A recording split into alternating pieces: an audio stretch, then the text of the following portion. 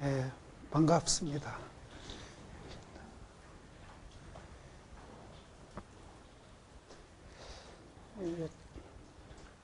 아침에 서울 올라와서 저 위에서 잠시 심의성 생각이 들었는데, 저기 이제 여러 스님들이 법문한다고 프랭카드가 이렇게 걸린 거 보고, 이제 계속 나와 이제 들어보시면은 지금 6분인가 7분인데 모두 다 한결같이 이제 불교를 얘기를 하는데, 오시는 스님마다 얘기가 다 다르거든요. 그래서 듣는 분들이 굉장히 혼란스럽기도 하겠다, 이런 생각이 잠깐 들었어요. 그래서 제가 아는 그 젊은 스님이 미얀마에 가서 한 1년 있다 와서 제 톡을 해서 하룻밤 같이 점에서 얘기를 들었는데, 그쪽에는 이제 스님마다 만나서 불교가 뭡니까? 이렇게 물으면은 대답이 전부 한결같답니다. 그래서 불교를 이해하는 데는 그렇게 시간이 걸리지를 않는데요. 근데 저도 이제 절에 온 지가 한 50년 가까이 되는데, 젊었을 때는 선배 시인들한테 불교가 뭡니까? 이렇게 물으면 다 말씀이 달라요. 그래서 정리가 안 돼.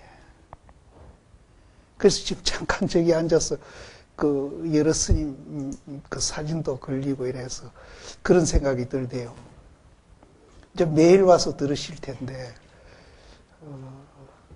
모두 다 각자 다른 불교 얘기를 계속 하시면은 굉장히 혼란스럽겠다, 이런 이제 생각이 듭니다. 그래서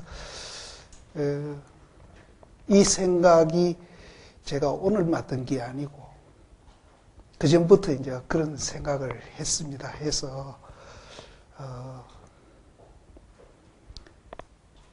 이제 기본적으로 부처님 말씀을 내 하나라도 쓰는 단어도 통일하고 내용도 통일해서 얘기를 드리는 것이 이제 듣는 분들이 혼란이 오는데 좀 방지가 되겠다, 이런 생각을 해서 몇 년 전부터는 저는 이제 불교 얘기를 하면은 쓰는 용어도 통일을 합니다. 그래서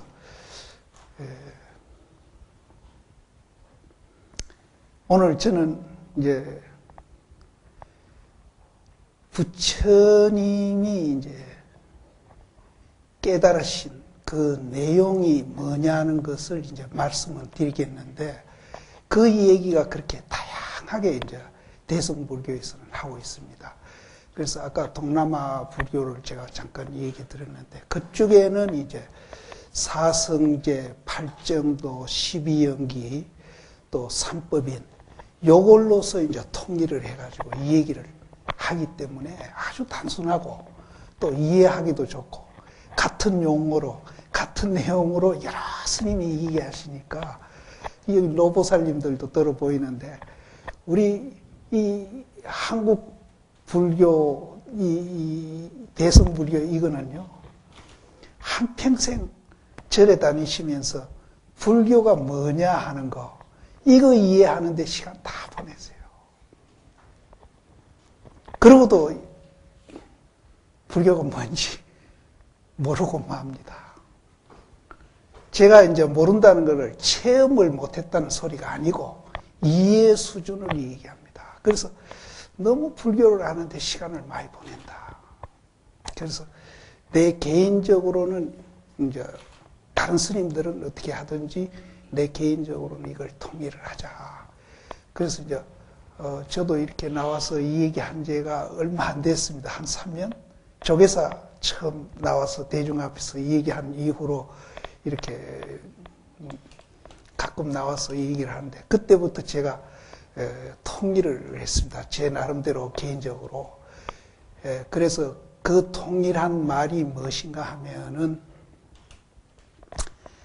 부처님의 깨달음의 이제 내용 그것인데, 결국은 신도님들도 오늘 이렇게 모이시고 또 절에 다니시고 뭐 여러 사람이 절에 오는 목적이 사실은 거기에 있습니다. 그래서 절에 오는 목적이 다양할 수도 있습니다. 다양할 수도 있는데 실제 부처님이 이제 우리한테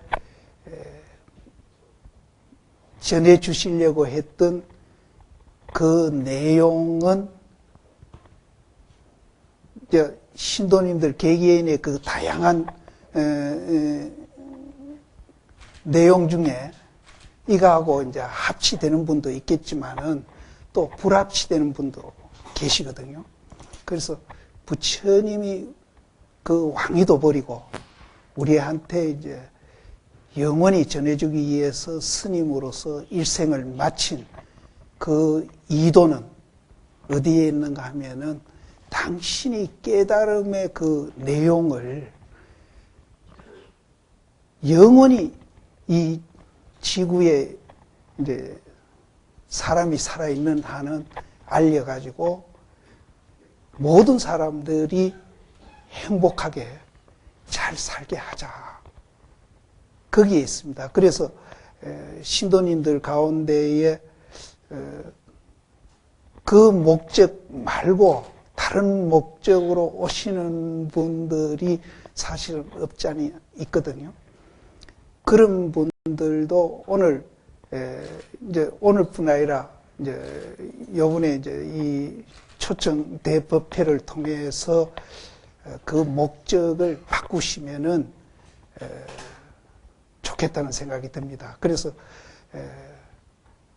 목적이 다양하더라도 사실은 이제 보면은 이제 행복하려고 뭔가 이 세상에서 이제 잘 살기 위해서 이제 절에 오시는 것만 틀림없습니다. 그런데 그 방법이 부처님이 이도했던 그 방법하고 일치되도록 하는 것이 훨씬 시간도 단축하고 또 자기가 생활하면서 행복해지는 그런 효과 면에도 훨씬 그것이 더 효과적이다는 거죠.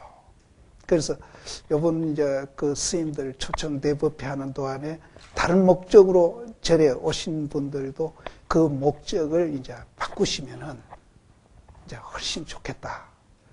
이제 그런 이제 말씀을 드립니다.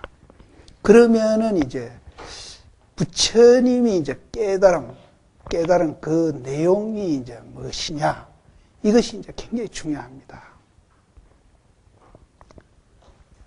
또 이거 알기 위해서 절에 오셔야 절에 오는 그 목적하고 부처님이 이도하셨던 그 목적하고 전부 일치하는 거니까.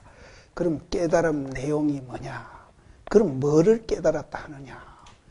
결국은 이제 우리 존재 원리를 깨달았다는 겁니다. 내라는 것이 뭐냐 하는 것을 깨달았대요.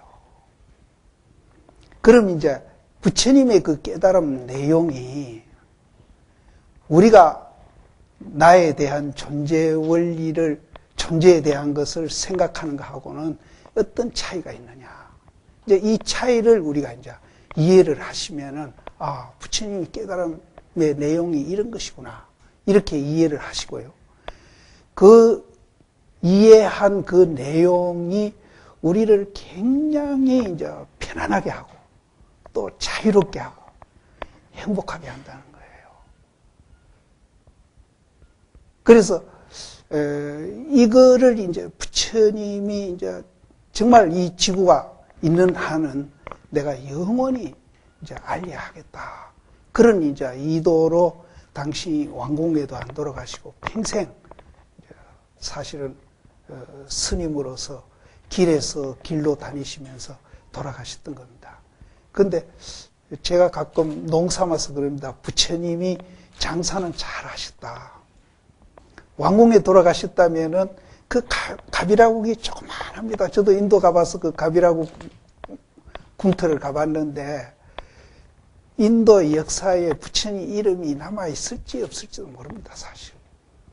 근데 당신이 스님으로 남아서 그런 이제 원대한 그런 이제 포부를 갖고 또 그것을 알리기 위한 자비심으로 스님이 됐던 것이 이 지구상에 부처님 이름이 영원히 남다. 그래서 제가 장사는 잘 하셨다. 그렇게 이제 그럼 이제 그 내용이 이제 뭐냐 얘기죠. 그 내용이. 이제 이 내용이 실제는 그렇게 만만치는 않습니다. 좀 어렵습니다. 어려운데 어려우시더라도 오늘 이 자리에서 이해를 시켜드린다는 건 참 어렵고 제가 이제 소개 정도 드려가지고 다시 이제 또 공부를 하셔야 할 겁니다. 그래서 여기 저희 다니신 그 횟수로 말하면은 굉장히 오래 다니신 분도 있을 테고 또 이제 온 지가 얼마 안 된 분들도 있을 겁니다. 있는데 아까도 말씀드렸지만 그 내용을 얘기하는데 스님들마다 다 각자 이제 달리 얘기하시니까 그것을 통일해서 이해하는데 굉장히 이제 어려움이 있습니다. 그래서 대승불교가 그럼 저쪽 동남아 불교보다 그럼 이제 더 혼란스럽고 좋은 불교가 아닌가 이런 생각도 하실 수 있는데 그런 거는 절대 아닙니다. 다양하게 이해를 이제 하고 스님들이 말씀을 하는데 여기에 이제 장점은 뭔가 하면은 넓게 이제 이해한다는 겁니다. 넓게 이해한다. 단순하게 이해하는 게 아니라 넓게 이해. 넓게 이해하다 보면은 그 이해 폭도 좀 깊어진다는 거죠. 그래서 그거를 체험하는데 상당히 도움이 된다는 겁니다. 대승불교의 장점이 그기고 또 이제 대승불교의 단점이 너무 다양하게 얘기해서 좀 혼란스럽다는 거. 여기 이제 단점인데 우리는 장점은 지금 별로 안 보이고 단점만 남아 있습니다. 그래서 이제 지금이라도 우리는 이제 대승불교의 장점을 살려가지고 폭도 넓게 이해하고 또 깊게 이해해가지고 우리가 그것을 체험하는데 이제 정말로 이제 대승불교가 동남아 불교보다 체험하는 데는 기간이 굉장히 이제 짧게 걸립니다. 그리고 수행하는 과정도 단순하고 그래서 그 중에 이제 선불교 이 선불교가 가장 이제 시간이 체험하는데 짧게 걸리는 수행을 하고 있는 수행 방법이 이제 선불교입니다. 그래서 여기 이걸 주최하는 분들이 이제 그런 대승불교의 장점을 알고 또 대승불교 중에 선의 장점을 알고 그래서 이제 선사 스님들을 모시다 그렇게 법문을 이렇게 하는 걸로 그렇게 이제 제가 알고 있습니다. 그러면은 이제 제가 오늘 할 얘기가 참 많은데 시간은 어떤가 뭐 괜찮습니까? 예. 일단은 그러면 이제 부처님이 그 깨달은 내용 이거를 이제 우리가 한번 얘기를 해봅시다. 얘기를 하는데 방금 제가 우리의 존재 원리를 이제 부처님이 깨달았다. 그럼 이제 여기 계시는 분들도 이제 내라는 걸 이제 어떤 형태로든지 내라는 것을 알고 있습니다. 그래서 이제 내 개인을 예를 든다면 이제 내 이름이 있지 않습니까? 고우라는 이름이 있거든요. 그럼 그 고우라는 이름을 통해서 나를 알고 있는 분들이 참 많고 나도 이제 그렇게 또 알고 있는 부분도 있습니다. 그런데 또 그것 말고도 이제 일상생활하면서 또 이제 뭐 자기를 이렇게 인식하는 그런 이제 여러 이제 형태로 자기라는 것을 알고 있어요. 알고 있습니다. 그거를 이제 우리가 요약한다면은 이 몸뚱이에 대한 형상을 통해서 사실은 거기다 이름을 붙이고 또 무슨 이제 느낌이라든지 여러 가지 이제 그 자기 일상생활을 통해서 이 뇌라는 게 있구나. 이렇게 알고 있습니다. 그거는 이제 세상 사람들이 다 공통되어 있어요. 그렇게 알고 있어요. 근데 부처님이 그럼 뇌라는 것을 알고 있는가 하고 우리가 비교를 해본다면은 그렇게 알고 있는 것이 정확하게 자기를 알고 있느냐.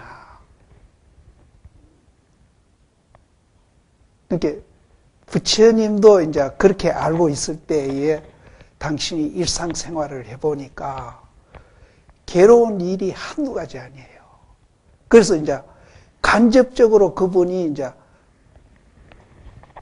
그 내라는 걸 알고 있는 그 상태에서 생활하면서 자기가 괴로움을 느꼈던 것이 뭔가 하면은 대표적으로 당신이 태어나서 7일 만에 어머니가 돌아가셨지 않습니까? 그래서 성장해서 보니까 어머니가 안 계시고 이모 밑에서 자랐거든요. 그래서 죽음이라는 데 대한 어떤 괴로움을 간접적으로 이제 그걸 체험을 합니다. 그래서 그 유명한 사문 유관상. 그래서 동서남북 문을 나가니까 환자도 보고 또 늙은 노인도 보고 또 죽음도 보고 여러 가지 이제 인간의 그 괴로움을 이제 그분이 봤던 겁니다. 그래서 그분이 자기가 느끼고 있는 그 그걸로는 인간이 행복한 게 아니고 정말 불행한 것이구나. 인간의 삶이 굉장히 불행한 것이구나. 이런 이제 느낌을 느꼈던 겁니다. 그래서 거기에 따라서 이건 굉장히 오래전 제가 본 기억인데 어떤 조만한 나라의 임금님이 자기가 그 국민들을 보고 또 대신들도 보면서 도대체 인간이 산다는 것이 무엇인지 거기에 대한 이제 의문이 생겼습니다. 그래서 신하들 보고 개개인한테 자기 삶에 대한 역사를 써오느라 그렇게 이제 얘기한 적이 있다. 그래서 그 신하가 몇 분이 됐는지 몰라도 그 개개인의 역사를 다 써왔대. 그 임금님 그놈을 다 일차니까 시간도 너무 걸리고 또 복잡하고 그래서 또 신하를 뽑아가지고 여기에서 공통되는 점만 요약해 오느라. 그래서 그 개개인이 쓴 역사에 대한 공통점을 이제 요약해 오니까 사람이 태어나서 늙어 병들어 죽는다. 요약하니까. 이거는 누구도 피할 수 없는 거예요. 그래서 부처님도 역시 그렇게 느껴지셨던 것 같아요. 그렇게 추측입니다만은 부처님이 돌아가시고 일주일 만에 어머니가 돌아가실 때에 대한 그런 고뇌를, 죽음에 대한 고뇌를 많이 하신 것 같아요. 그래서 이제 정말로 인간이 이렇게 고통만 느끼고 살다 가야 하느냐. 이것 말고 정말로 인간이 행복하게 살 수 없는 길은 없느냐. 그렇게 해서 그분이 그 당시에 이제 많은 출가자 중에 한 사람으로 출가를 하는 겁니다. 그래서 그분이 깨달은 것이 이제 오늘 제가 얘기하려고 하는 내라는 존재 원리를 깨달으신 겁니다. 깨닫고 나니까 그분이 너무나 행복한 거예요. 너무나 행복한 거예요.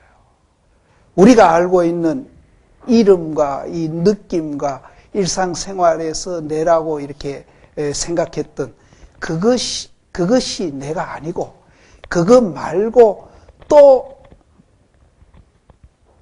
내 존재 가운데 또 하나의 존재가 있은 것을 깨달은 겁니다. 그걸 깨닫고 나니까 그렇게 행복할 수 없어요.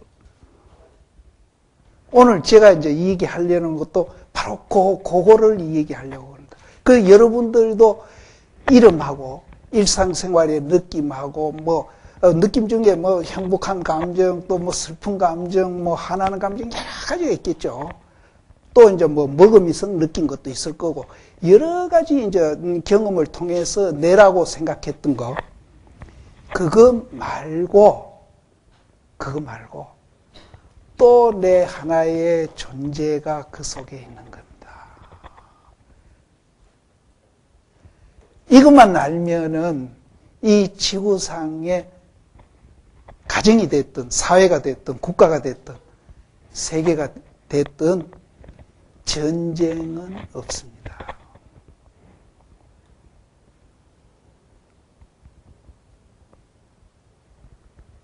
그래서 부처님이 그걸 깨닫고 나서 우리 존재가 굉장한 위대한 존재구나. 위대한 존재구나. 이거를 이제 당신이 느끼시면서 왕궁에 돌아가서 그 몇십 년 임금하는 거 그거 별거 아니거든요. 이거를 영원히 알려야 되겠다.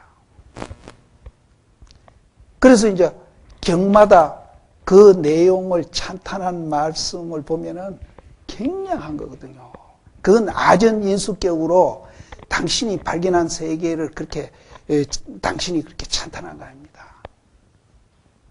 그래서 금강경 같은 데 보면은 깬지스강 모래수만한 깬지스강 모래수만한 깬지스강입니다.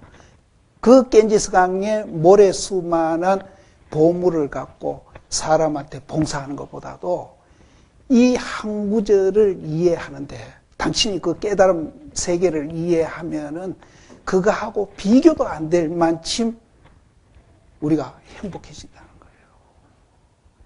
그래서 저는 젊었을 때 그걸 보고는 야, 중국 사람도 삼국지에 이제 뭐 좀 과장된 게 참 많은데 인도 사람도 굉장히 과장하는구나. 이렇게 이제 생각을 했습니다. 저는 젊은 시절에. 근데 지금은 저는 이제 뭐 도통한 사람은 아닙니다만은 조금 이제 좀 가긴 갔는데 그 상태로도 그 말 가지고 부처님이 깨달음 세계하고는 비교가 안 된다는 거죠. 그 말 가지고도 부족해요. 저는 그렇게 생각합니다. 그래서 제가 방금 얘기한 대로 우리 이 존재 원리를 부처님을 통해서 우리가 깨닫게 된다면은 그거하고 비교가 안 돼요. 그래서 이 지구상에 우리가 여러 가지로 우리 국내에서도 갈등하는 게 굉장히 많지만 국제적으로 갈등하는 일들이 참 많거든요. 그래서 전쟁이 끝일 날이 없지 않습니까? 이런 것도 하루아침에 우리가 다 해결할 수 있는 길이 나온다는 거죠. 길은 나옵니다, 우선. 길을 가든 안 가든 그거는 이제 우리는 각자한테 맡겨지는 거고 길은 나옵니다. 그래서 우리가 몰라서 못 가는 것도 참 많거든요. 그래서 뭐 거창하게 우리가 국제적인 얘기는 놔두고라도 오늘 여기 오신 분들이라도 그 길을 우리는 이해, 체험까지 하면 참 좋은데 체험까지는 어렵다 하더라도 그런 것이 있다는 소개만이라도 받고 그런 좋은 길이 있다면은 정말 공부해서 우리가 그 길로 한번 가보자. 그래서 제가 이런 얘기하면은 이제 들어는 세상이 다 안 그런데 내 혼자 막 거리 가면 불이익을 받지 않습니까? 그리고 내가 가진 것들이 뭐가 없어지는 걸로 손해보는 걸로 이제 이렇게 이제 자꾸 착각을 하시는데 그건 아닙니다. 이 나에 대한 가치를 알면은요, 내가 갖고 있는 그게 돈이 됐든지 뭐가 됐든지 그것도 가격이 올라갑니다. 나에 대한 가치를 모르고 내 밖에 있는 어떤 물건만 잔뜩 쌓아놓으면은요, 그 가치는 많으면 많을수록 점점 가치는 떨어집니다. 그런 사람들을 우리 사회에 많이 보고 있습니다. 그런데 내라는 이 가치를 우리가 이해하면은 이 가치가 올라간다니까. 올라가고 이 가치뿐만 아니라 이것도 더 이제 우리가 가질 수 있는 능력과 그런 것이 생긴다는 거예요. 그래서 불교는 고행이다, 희생이다, 또 손해보는 거다, 절대 그거는 오해입니다. 저는 살아보니까 그래요. 나는 부처님이 말씀하신 그 깨달음 내용이 내하고 꼭 같거든요. 이것을 이해하면 이해할수록 저는 저에 대한 가치도 자꾸 올라가고요. 그래서 오늘 여기도 불러준 거 아닙니까? 올라가고요. 또 내가 갖고 있는 것도 더 많아져요. 그래서 요새는 내가 이렇게 많이 가져도 되나? 그리고 그 가치가 딴 사람 해놓은 거는 뭐 별로 대수롭지 않기는데 그거보다도 더 못한 뭐를 나는 해놓으면은 딴 사람들이 와서 거기에 대한 가치를 더 평가를 해요.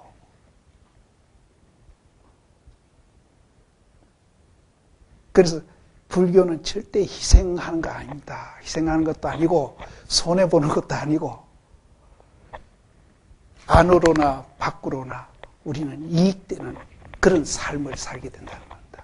그럼 이제 너무 자꾸 자랑만 하고 이제 지금 내용은 안 들어가고 있는데 그럼 왜 내가 그렇게 이제 이 얘기한가 하면 가치를 알고 이 얘기를 들으시면 더 집중하고 들으실 거 아닙니까? 그렇죠? 그래서 제가 언제든지 이제 가면은 그 가치부터 자꾸 이 얘기를 합니다. 하고, 그렇게 가치 있는 거라면은 정신 바짝 차려가지고 들어야 되겠다. 그래서 이제, 그러면은 이제 내용면으로 이제 한번 들어가 보면은, 아까도 잠깐 이제 들어갔다 말았는데, 우리가 지금 내라고 느끼고 있는 그거보다도 뭐가 하나 더 있다 이랬거든요. 뭐가 하나 더 있다. 이건 뭡니까? 손이죠. 손이죠. 그러면 이제 요 앞면은 뭡니까? 손바닥이죠. 그럼 요 뒷면은 손등이죠. 우리는 지금 손인 줄만 알고 손바닥과 손등이 우리 존재 원리에 있는 걸 모릅니다. 이 손만 알고 있어요. 요 내용을 우리가 알아야 자기를 바로 보는 겁니다. 자기의 존재에 대한 인식을 바로 하는 거예요. 요 면만 알았어도 안 되고, 요 면만 알았어도 안 되고, 또 이걸 그냥 막연하게 손 이래서도 안 돼요. 이걸 다 알아요. 그러면 이제 예를 들어서 시골에 가면 짚이 있지 않습니까? 그 짚으로 우리가 제품을 참 많이 만듭니다. 새끼도 만들고, 집신도 만들고, 가마니도 만들고, 덕석도 만들고. 그러면 우리는 이제 그 제품만 이제 보고 평가를 합니다. 그러면 여행하는 사람은 딴 거 다 필요 없어요. 집신이 최고다. 그럼 포장하는 사람은 딴 거 다 필요 없고, 새끼가 제일이다. 농사 짓는 사람은 딴 거 필요 없고, 가마니가 제일이다. 이렇게 이제 우리는 이제 그 제품에 대한 평가를 하면서 이제 때로는 이제 두 사람이 모이면 내끼 제일이다고 또 싸움도 합니다. 싸움. 그럼 이제 그것도 그 제품에 대한 그 실체를 정확하게 파악한 것이냐. 가만히 보고 가만히라 하고 새끼 보고 새끼라 하고 집신 보고 집신이라 하는데 그것 말고 뭐 또 따로 있습니까? 이렇게 우리가 의문을 가질 수 있습니다. 그런데 그 제품의 재료는 그럼 뭡니까? 짚이죠. 그거는 안 보는 거예요. 우리도 마찬가지입니다. 우리도 마찬가지예요. 우리는 이거 뭐가 만들었는지 이렇게 만들었어요. 만들어져 있어요. 뭐가 만들어졌는지 만들어져 있습니다. 뭐 새끼같이 생긴 분도 있고 집신같이 생긴 분이 있고 가마니같이 생긴 분이 있고 그래서 이제 요즘은 이제 세상 사람들이 보기 좋은 거 하려고 얼짱 몸짱 하면서 이제 우리 야단치거든요. 근데 어떻게 됐든지 이렇게 만들어져 있어요. 그럼 그 만들어진 재료는 우리는 안 보고 있는 겁니다. 그럼 재료를 안 보니까 세상 사람들이 요렇게 만들어진 게 미인이라 하고 또 딴 사람들이 이제 선호하고 하니까 이제 얼짱되려고 그렇게 노력을 하는 몸짱 되려고 그렇게 노력. 그 재료만 보면은 실제는 그렇습니다. 그 재료를 보고 모든 것이 평등하다 하는 걸 알면서 자기 마음이 행복해지는 것. 이것이 진짜 얼짱이고 몸짱이에요.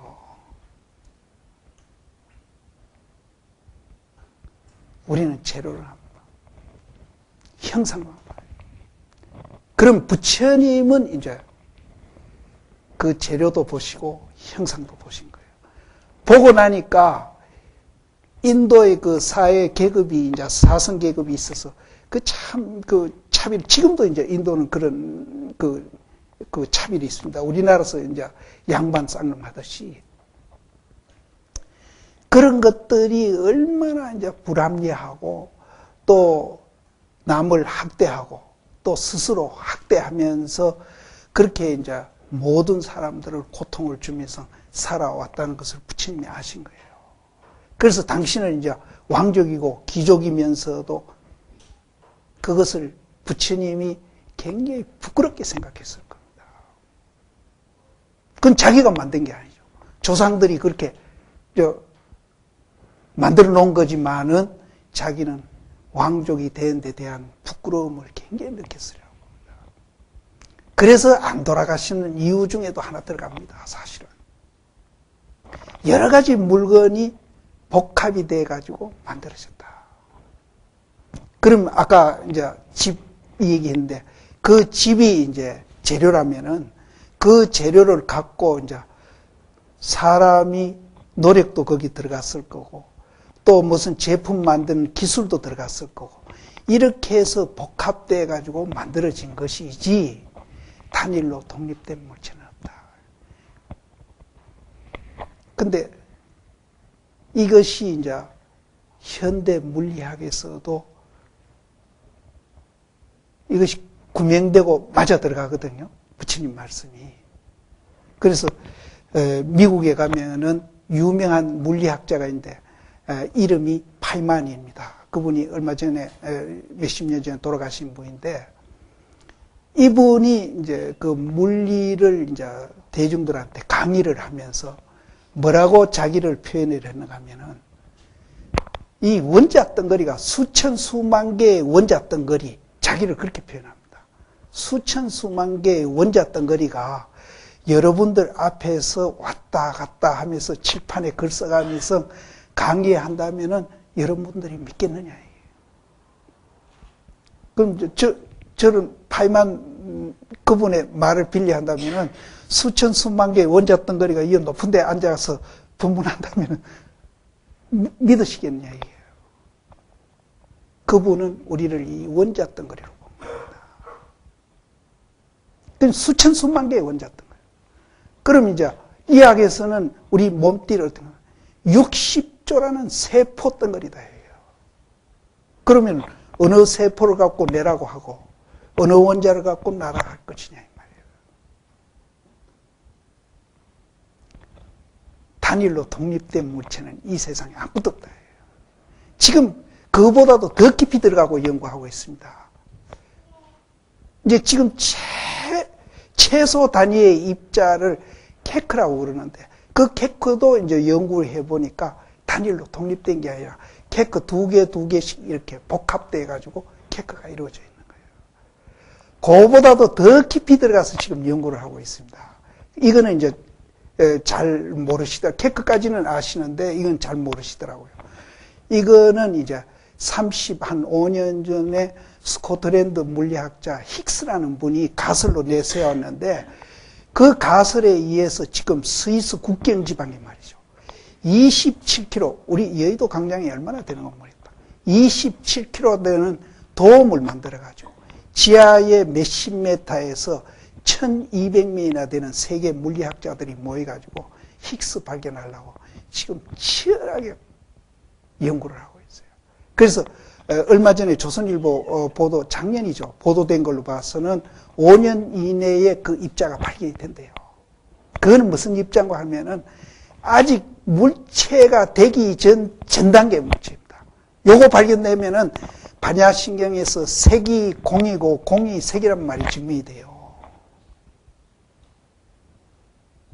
부처님은 연구도 안 해본 분이 어떻게 우리 이 모든 존재의 원리를 그렇게 깊이 보셨는지 정말로 우리가 놀랄 일이에요.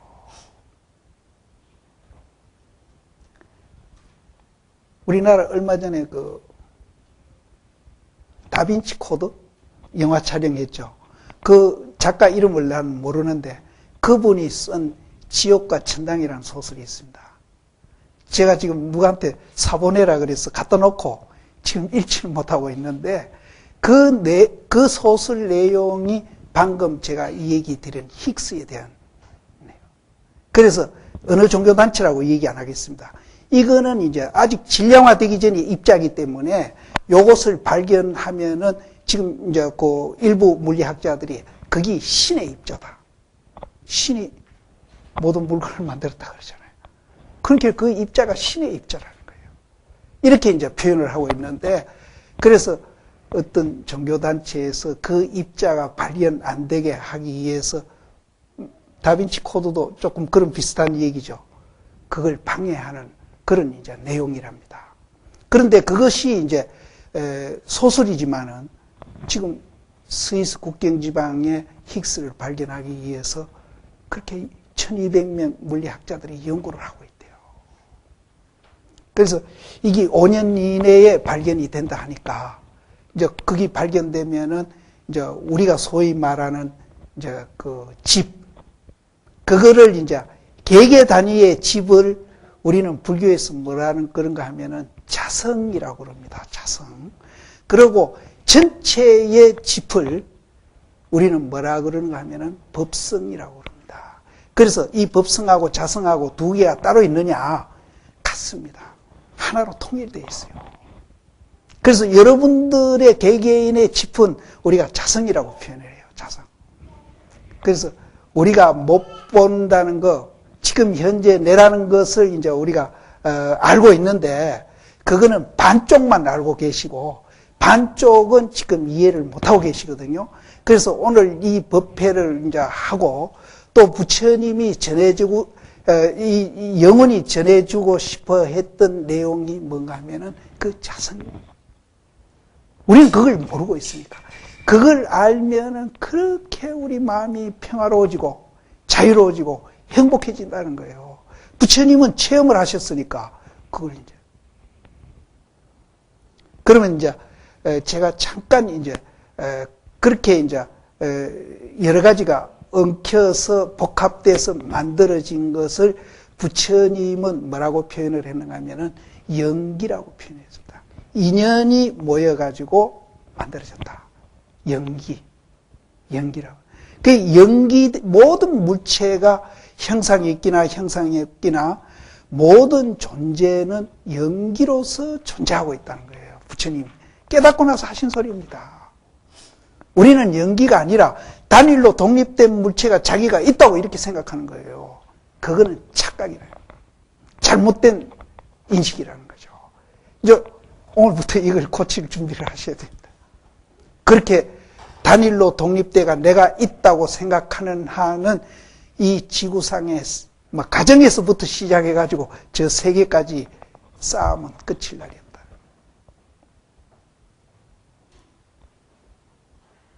이 자성을 우리는 알아야 정말로 내 마음이 아주 평화로워지고 자유해지고 행복해진다는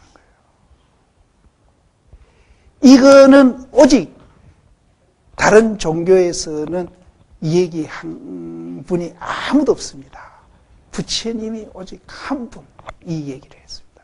그래서 다른 종교 이제 예를 들어서 기독교나 해교나 또 인도에 가면 힌두하는 그 힌두교나 또 중국의 도교, 유교 이런 종교들은 자연신이 됐든 인격신이 됐든 거기에서 모든 만물이 만들어졌다.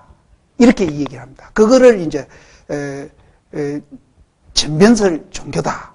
이렇게 얘기를 하는데 그게 인격신이 됐든 자연신이 됐든 거기에서 모두 만들어졌다는 거예요. 그럼 만드는 이제 주체가 있죠. 그 주체가 우리끼리 맞다. 우리끼리 맞다. 해가지고 싸우는 것이 종교전쟁입니다. 지금 이제 인도에서 힌두하고 해교하고 그렇게 2차 대전 끝나고 나라까지 분리해서 너는 너희 나라가 살고 우리는 우리 종교 갈라서 나라도 가르자기가 갈랐거든요. 그래도 끝없이 지금 싸워요. 또 기독교에서 해교하고 싸우는 거라든지 이런 것들이 전부 다 자기들이 이 존재를 만드는 유일한 무엇이 있다. 그게 자연신이 됐든 인격신이 됐든 있다고 보기 때문에 그 있는 거와 있는 것이 대립하고 있는 겁니다. 그래서 이 종교전쟁이 실제는 이 지구상에 지금 일어나고 있는 전쟁이 전부 다 종교전쟁입니다. 그런데 불교는 유일하게 자연신이든 인격신이든 그거는 이제 그걸 부정합니다. 그래서 이제 우리가 쉽게 이제 이 얘기 하시려면은 우리 화두 중에 이런 말이 있거든요. 만법이 하나로 돌아가니. 그럼 만법이 하나로 돌아가는 건 이게 이제 자연신이든 인격신입니다. 하나로 돌아가니. 그거는 이제 저쪽에서 말하는 전변설 종교예요. 하나로 돌아가는데 불교는 이제 연기설이라고 그랬죠. 이 연기설은 유일하게 부처님만 얘기하신 겁니다. 하나는 어디로 돌아가느냐 하는 화두가 있습니다. 저쪽 종교는 만법이 하나로 돌아가고 하나가 만법이 만들었다. 이렇게 단순화되어 있습니다. 그런데 부처님은 만법이 하나로 돌아가는데 그 하나는 또 어디로 돌아가느냐 얘기죠. 이것까지 해결이 되고 나면은 창조주가 따로 있는 게 아니라 모든 존재의 창조주가 보편되어 있습니다. 그게 또 평등하고 그러면 거기 대립될 이유가 없습니다. 몸짱얼짱할 이유가 없어요. 다 몸짱얼짱인데 그럼 황새는 다리가 긴 대로 맵새는 다리가 짧은 대로 다 몸짱얼짱이에요. 이 빈부도 평등합니다. 그래서 지금 정부 요직에 있는 분한테 내가 그 얘기를 하니까 황새 맵새는 이해하겠는데 빈부가 평등이라는 건 도저히 이해가 안 돼요. 지금도 그분 이해했는지 안 했는지 모르겠어요. 모든 것이 평등. 거기에는 남녀도 평등하고 노소도 평등하고 모든 것이 다 평등. 이 평등을 알면은 이제 불평등으로 알았을 때에 내 마음속에 일어났던 그 갈등들 이것이 이제 평등한 줄 알면은 싹 사라집니다. 그럼 사라지면은 그럼 아무것도 안 남아가 허망하고 공허하고 아무것도 없느냐? 그게 아니고 그 갈등하던 마음이 싹 사라지는 것과 동시에 내 본래 갖고 있던 그 지혜가 개발이 돼가지고 마치 그거는 뭐와 같은가 하면은 하늘에 구름이 그치면은 해가 나오지 않습니까? 그거를 이제 불교에서는 진공묘유라고 해요. 아, 이거 내가 한 거구나. 예, 죄송합니다. 깜빡 잊어버렸네.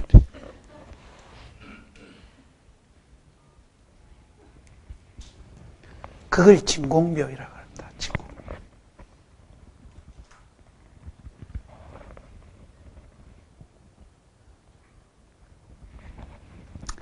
그래서 이제 그 갈등하던 마음이 없어지면서 이제 해가 개발이 돼요.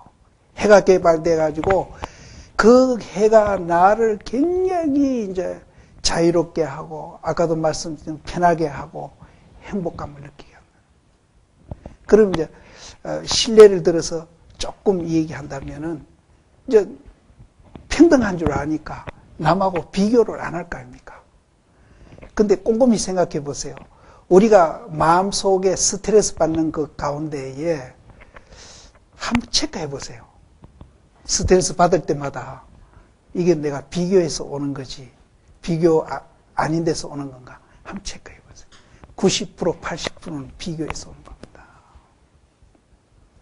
그래서 아이들도 막 앞집안은 공부 잘하는데 니 왜 공부 못하냐고 탁 따라하고요. 또 남편한테는 앞집에 그랜저인데 우리는 왜 티코냐고 탁 따라하고요. 티코도 잘 가요. 가면 될 거 아닙니까?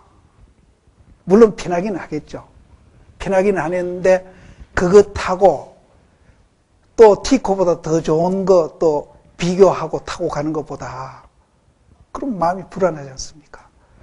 티코 타고 비교 안 하면서 가는 것이 훨씬 더 행복하고 편안합니다. 그러면은 겉모습은 그랜저하고 티코하고 달란지는 몰라도 그 안에 타고 있는 분은 티코 탄 분은 비교 안 하고 타고 가면은 그분은 그랜저보다 더 좋은 차 타고 가는 분이고 티코 타면서 비교하면서 스트레스 받고 가는 분은 그랜저 타고 비교하면서 스트레스 받고 가는 분은 티코보다 더 못한 차 타고 가는 거는 같습니다. 실제 그렇습니다. 또 그 비교 안 하는 분은 우리가 아까 제가 이거 알면은 자기가 갖고 있는 물건에 대한 가치가 상승하고 그것이 더 많이 생긴다고 했잖아요. 그분은 그런 마음으로 일상생활을 하게 되면은 정말 그랜저보다도 더 좋은 차를 탈지 모릅니다. 그런데 필요가 없으면 안 탑니다. 우리는 제가 며칠 전에 그런 얘기 들었어요. 사람을 평가하는데 제일 먼저 평가 기준이 뭔가 하면 그 사람 탄 차래요. 그렇습니까? 그 다음에 입은 옷. 그렇게 사람을 평가한다고 그래요. 그럼 그건 헛세비지. 사람을 평가하느냐. 그래서 우리가 평등한 것을 알면은 이제 우리가 일상생활에 마음속에 스트레스 받으면서 계속 남하고 비교하면서 갈등하던 마음이 없어지면서 그 지혜가 나와가지고 이 감정도 굉장히 행복해 할 뿐 아니라 자기 하는 일에 대해서도 그 일이 이제 남하고 비교해서 세상 사람은 뭐라 하든지 자기 하는 일에 대해서 가치와 의미를 알아가지고 그 일이 그렇게 재미가 있고 또 그 일에 대한 가치가 의미를 아니까 또 열심히 하고 또 그러다 보면은 그 분야의 전문가가 돼서 남한테 인정도 받고 또 생활도 윤택해집니다. 이것 말고 또 굉장히 귀중한 게 하나 있습니다. 그분이 어떤 일을 하든지 그렇게 의미와 가치를 알아서 하게 되면은 인격이 형성된다는 거예요. 지금 우리 사회에 어른이 없다고 야당이거든요. 점집도 마찬가지입니다. 그래서 저도 이제 나이가 70이 되는데 젊은 사람들이 우리는 그래도 좀 요즘 같지 않은 시대에 살아서 그런지 나이 많은 선배 시임이나 어른들을 이렇게 공경을 했어요. 근데 요새 그것도 없어져. 사회가 그러니까 우리 절집도 덩달아 지금 그렇게 돼가 제가 나이 많으면서 서름을 많이 당합니다.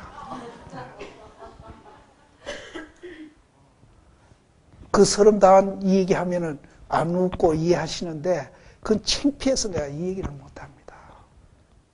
누워서 춤 뱉는 것 같아서. 아까 이 기자님들 앞에서는 내가 잠깐 얘기했습니다. 그러니까 인격자가 없어지는 겁니다. 그래서 제가 가끔 얘기하지만 저한테도 이제 대학 교수님들이 들어오는데 내가 그분들 올 때마다 그런 얘기합니다. 글쎄 대학 교수가 내가 제자 연구비 떼먹는 대학 교수가 되노. 꼭 심심치 않게 신문에 나거든요. 그래서 실제는 우리나라 학자도 없어졌다는 거예요. 그래서 아래도 그랬어요. 당신들 돈벌이는 기능인이지 학자냐? 돈벌이 하는 기능인이에요. 그분들만 그런 게 아니라 우리 사회가 전반적으로 그렇게 되어버렸어요.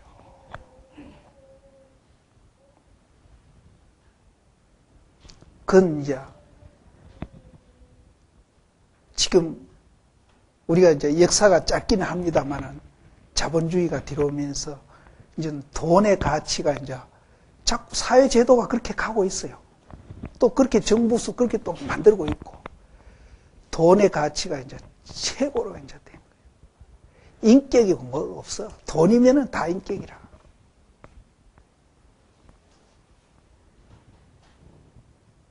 그래서 가끔 제가 하는 얘기입니다만 이런 사회에서 분위기에서 정말 도 닦기가 힘들겠다.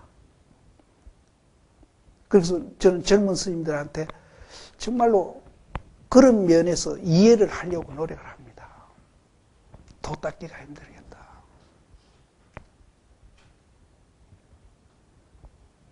그러면 도 닦기 힘든다고 사회 시류를 쫓아가지고 그럼 우리 출가 수행인도 돈 걸리기 제일이다 하고 쫓아간다. 이거는 안 되죠.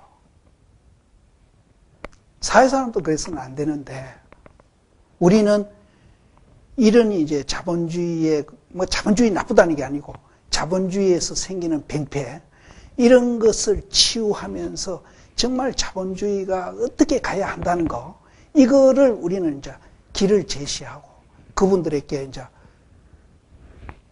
동의를 구해가지고 좋은 사회 만들어가는 그런 역할을 우리가 해야 되지 세상이 그런다고 우리가 같이 따라가서는 안 된다. 그런 얘기를 하면서도 저도 이해는 조금 하긴 합니다. 그런데 그 이해는 할 수 없이 하는 것이지 잘 됐다고 이해하는 것은 절대 아니다. 그래서 이제 지금 내가 집안 얘기부터 했는데 그럼 이제 우리 밖에 살고 계시는 세속에 사는 분들은 사실은 우리보다 더 했으면 더 했지 조금 더 덜 하지도 않거든요. 그래서 저는 어릴 때는 국민학교 선생이 희망이었었어요. 그래서 대학 교수 이 얘기를 자꾸 듣습니다. 내가.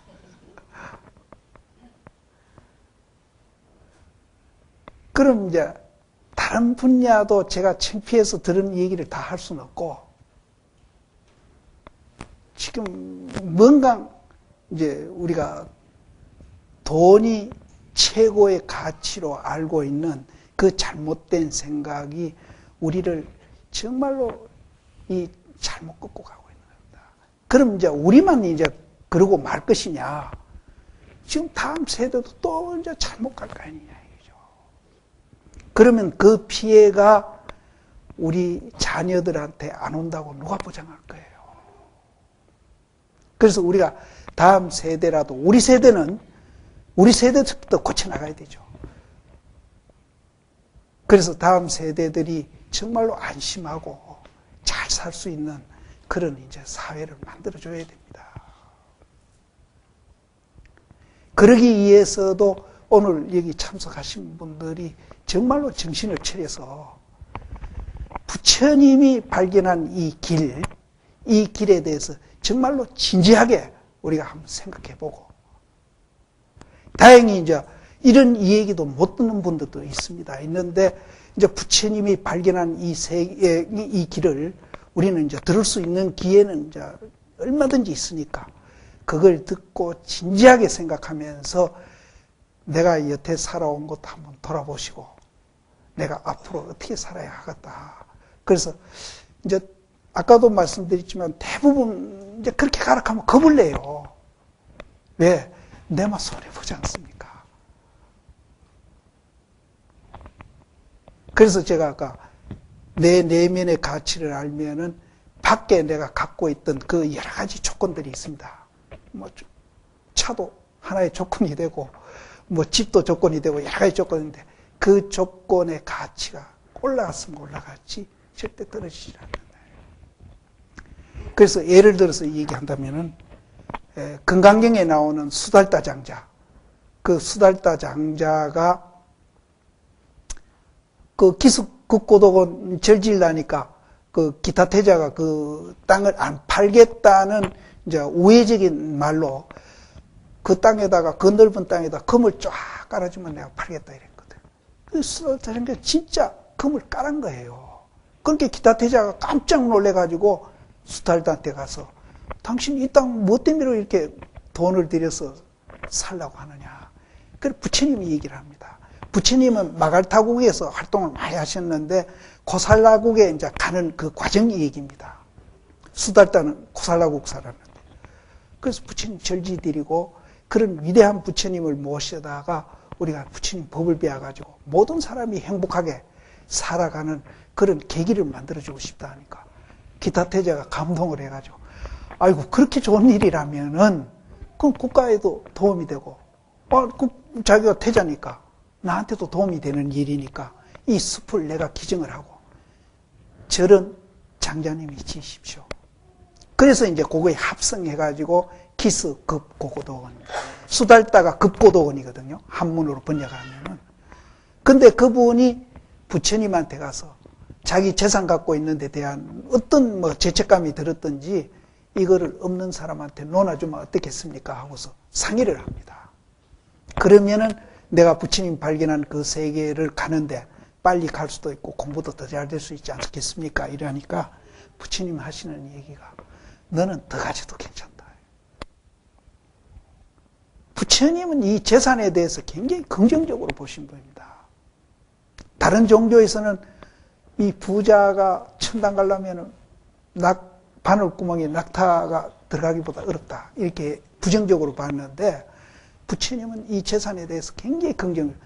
제가 알고 있기는 부처님이 부정적으로 보고 꾸짖으신 일 가운데 제일 많은 것이 깨어난 사람입니다.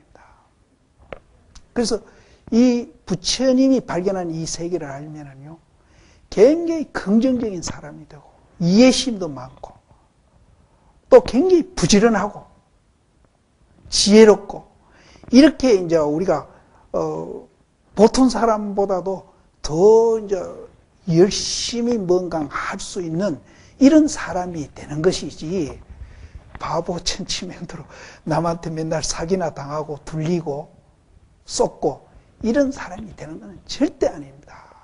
그래서 제가 방금 이 얘기 소개드린 대로 이렇게만 우리 이제 마음이 바뀌어서 그렇게 열심히 사는 사람이 된다면은 우리 사회에 어디 갖다 놔도 지도자가 됩니다. 또 이런 분들이 나와가지고 사회의 지도자가 돼가지고 이 사회를 또 좋게 만들어야 또 그게 정상적이고. 그러면은 제가 염려하는 자본주의에서 오는 이 병폐, 이런 것도 우리는 단숨에 그냥 극복하면서 세계에 유례가 없는 그런 이제 나라를 만들 수 있는 겁니다. 그래 되면은, 그 힘이 어디서 나왔노? 불교에서 나왔다. 그러면은 세계 사람들이 우리 불교 배우러 굉장히 올 겁니다. 실제 그렇습니다. 그래서 한국 불교가, 이제 선 얘기를 좀 하고 끝내야 되겠는데, 한국 불교가 다른 나라 불교에 비해서 훨씬 더 법도 깊이 보고, 또 우리 생활을 개선시키는데 어떤 다른 불교보다도 장점이 있습니다. 그래서 가끔 저는 동남아 불교하고 비교를 하는데 동남아 불교는 보기는 참 좋습니다. 왜? 부처님 법에다가 자기 인생을 갖다가 딱 맞춥니다. 그러면은 이제 세속에 사는 분들하고 이 수행하는 분들이 출가가 됐든 재가가 됐든 딱 차별이 나요. 차별이 납니다. 그래서 보기는 아주 좋습니다. 그런데 우리 실생활을 뭔가 개선하고 잘 돼가게 하는 데는 저쪽은 조금 힘이 약합니다. 그러면 이제 한국 불교가 그런데 장점이 있다 하니까 그럼 한국 불교는 그럼 어떤 불교이기 때문에 장점이 있느냐? 우리는 대승불교가 그렇습니다. 우리는 내가 하는 생활, 이제 다양하게 생활하시지 않습니까? 그 다양한 생활 속에 불교를 갖다 놓는 겁니다.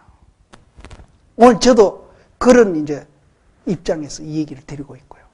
불교를 갖다 놔가지고 그 생활을 통해서 생활을 불교식으로 바꾸어 나가면서 완성시켜가는 겁니다.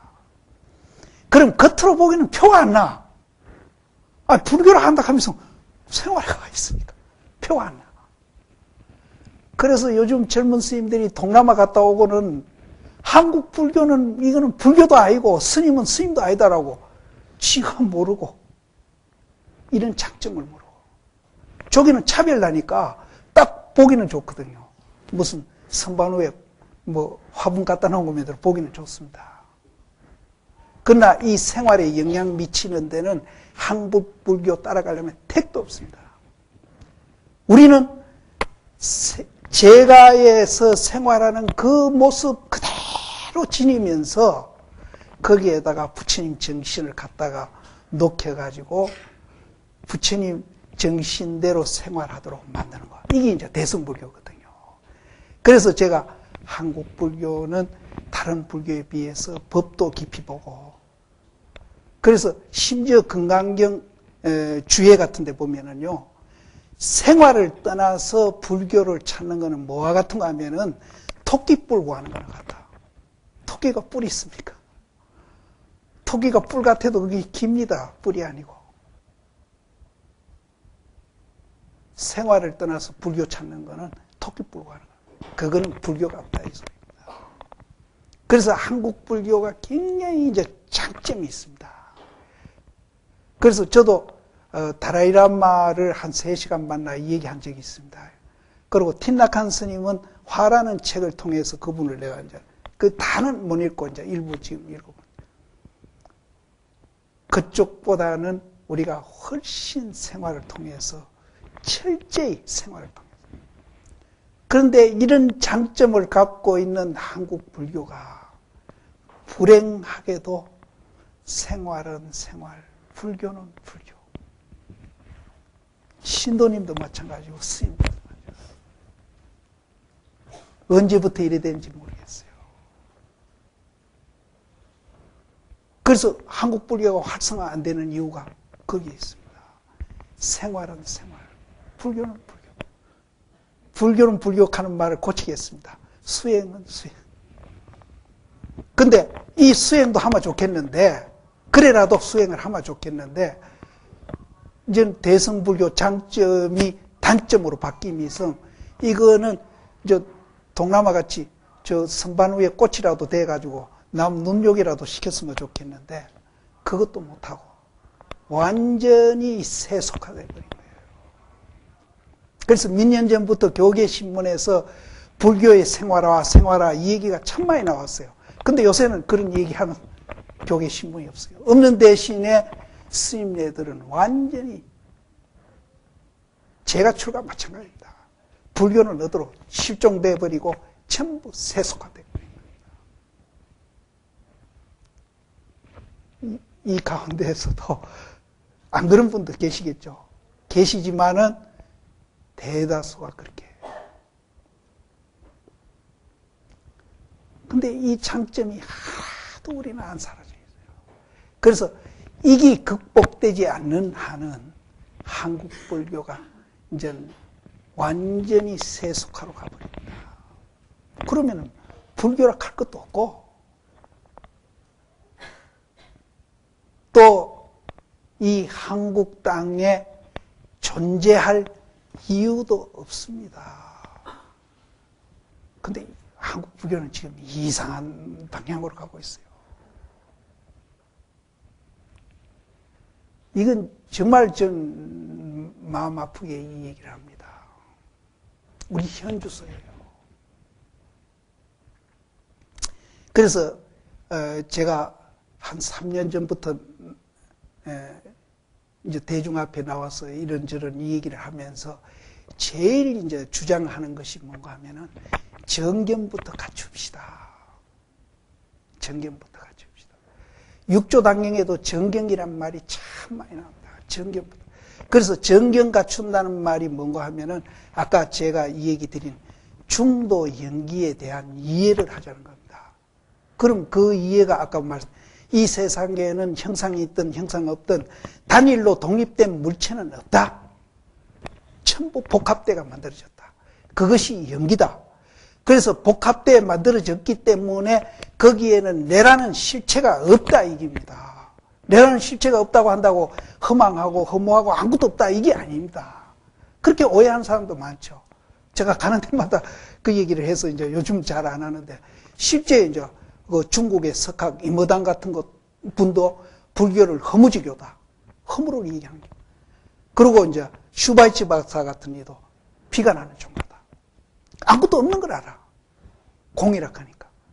또 이제 얼마 전에 죽은 바오로 2세 같은 이도 불교의 열반은 일체에 무관심하는 것이 열반이다. 아니죠. 정말 불교야말로 너하고 내하고 둘이 아니, 그 평등을 알게 되면은 둘이 아니거든요. 그 둘이 아닌 입장에서 정말로 같이 아파하는 겁니다. 슬프면 같이 슬퍼하고, 기뻐하면 같이 기뻐하고. 지금 만들어 극단적인 이기주의에 빠진 그런 것이 불교가 아니에요.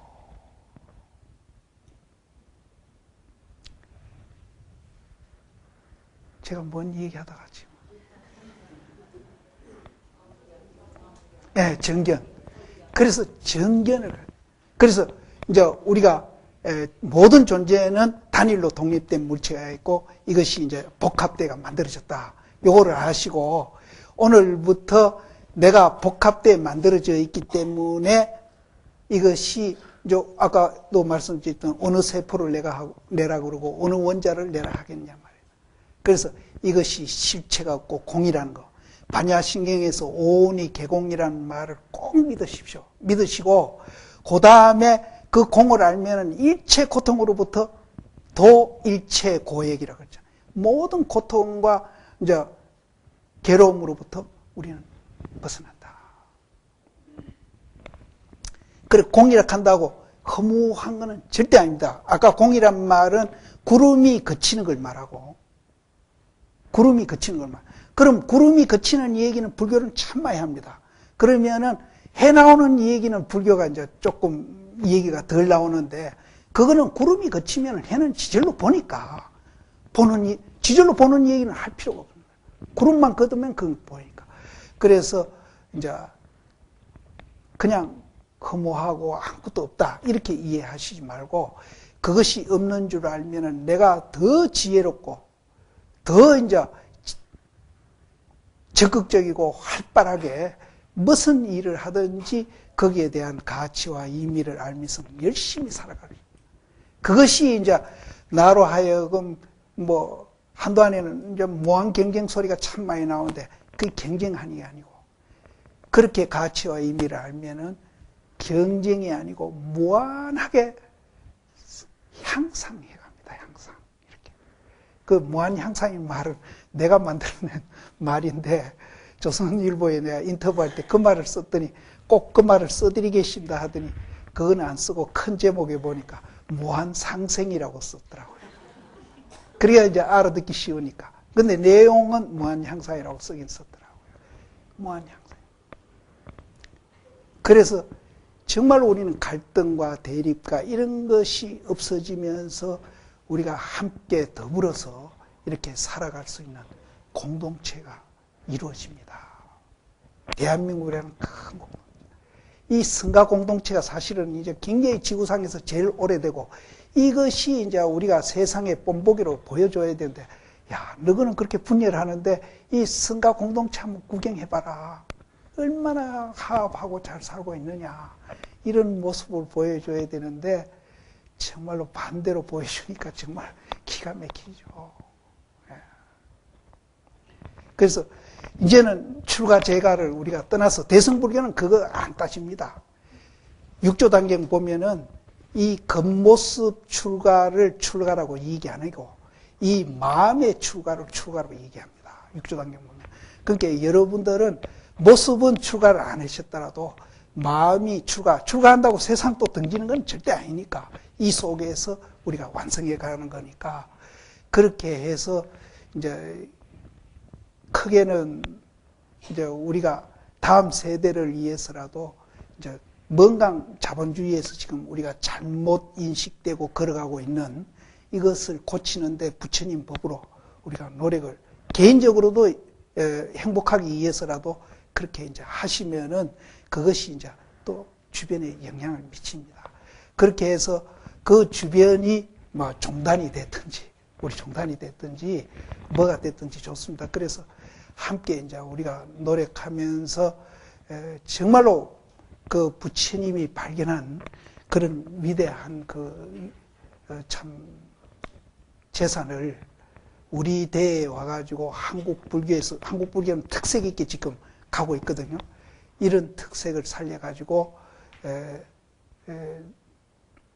이 특색까지도 우리가 없어지면은 이제 다른 불교보다 제가 이제 한국 불교가 훨씬 경쟁력이 있다고 그랬는데 이 경쟁력이 또 이제 떨어지기 시작합니다. 그러니까 여기에다가 우리가 이제 더 경쟁력을 이제 덧붙여서 이런 이제 불교를 알리고 또 그 알린 결과 우리가 이제 좋은 살기 좋은 세상이 만들도록 함께 이제 우리가 노력을 하시도록 부탁을 드리겠습니다. 그래서 선 얘기를 제가 한다고 마음을 먹었는데 그 한마디도 제가 안 해가지고 선에 대한 이제 이 얘기를 잠깐 드리고 이제 끝내겠습니다.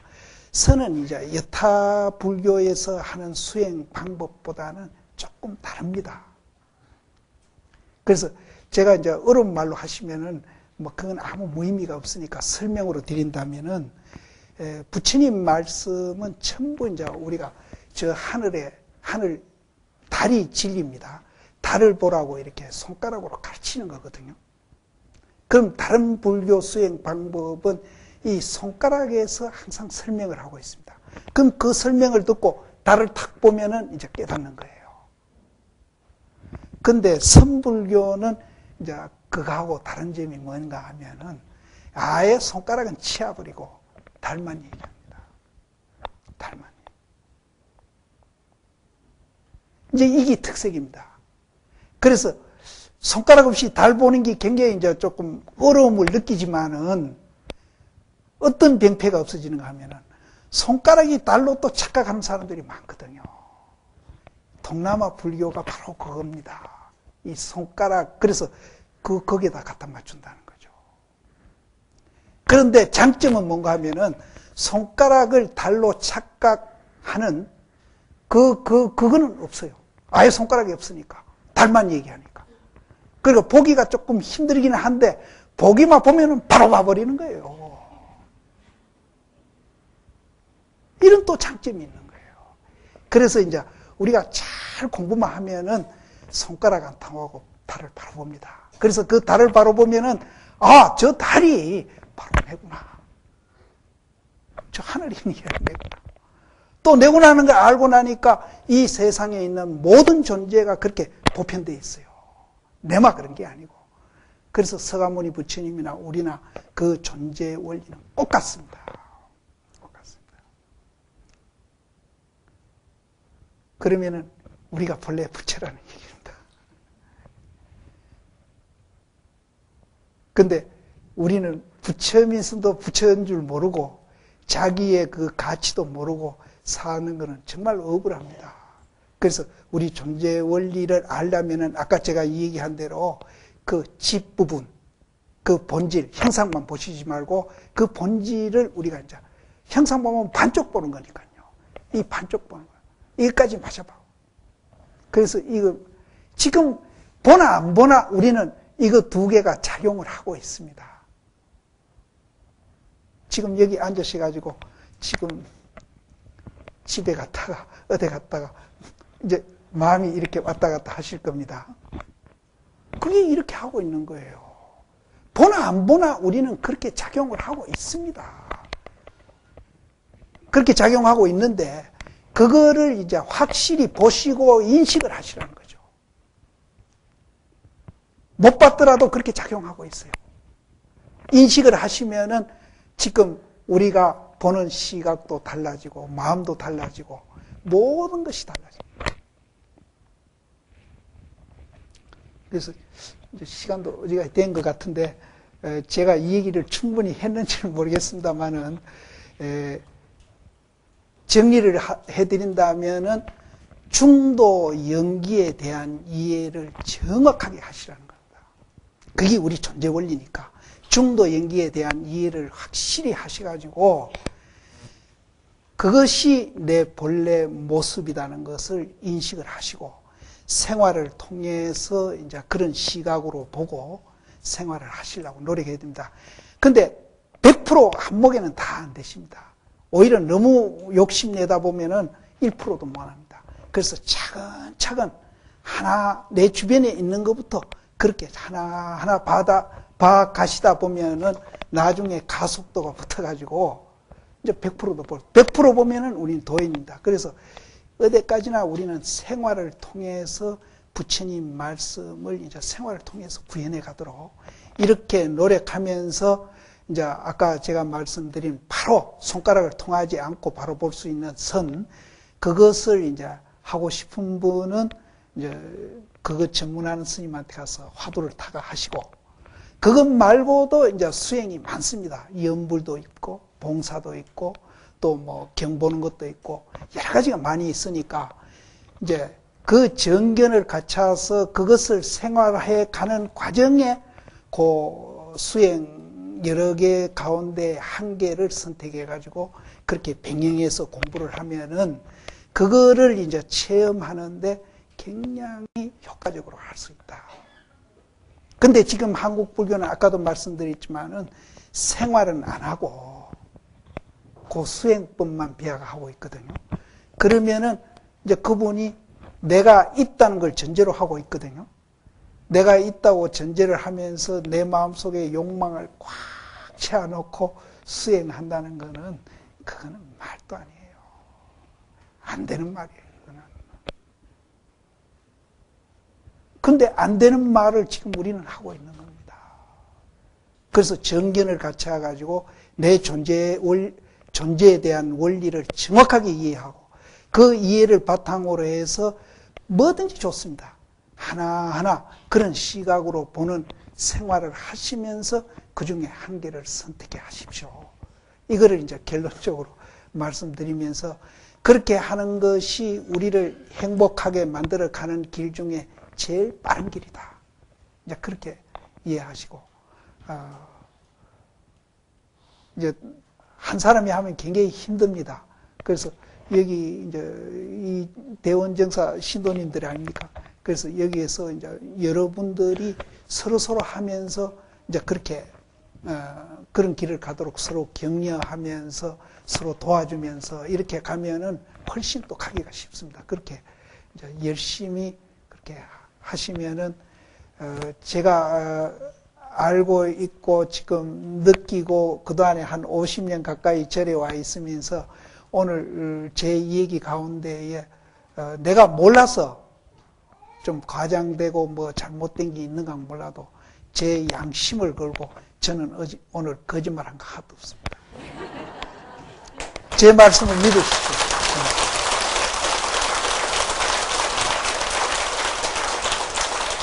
제 말씀을 믿으시고 저는 이제 그렇게 하는 것이 여태 경험에 의해서 제일 이제 안정되고 빠르고 또 이제 우리 생활에 효과적인 길이다. 이렇게 이제 생각합니다. 예, 오늘 이걸 끝내겠습니다.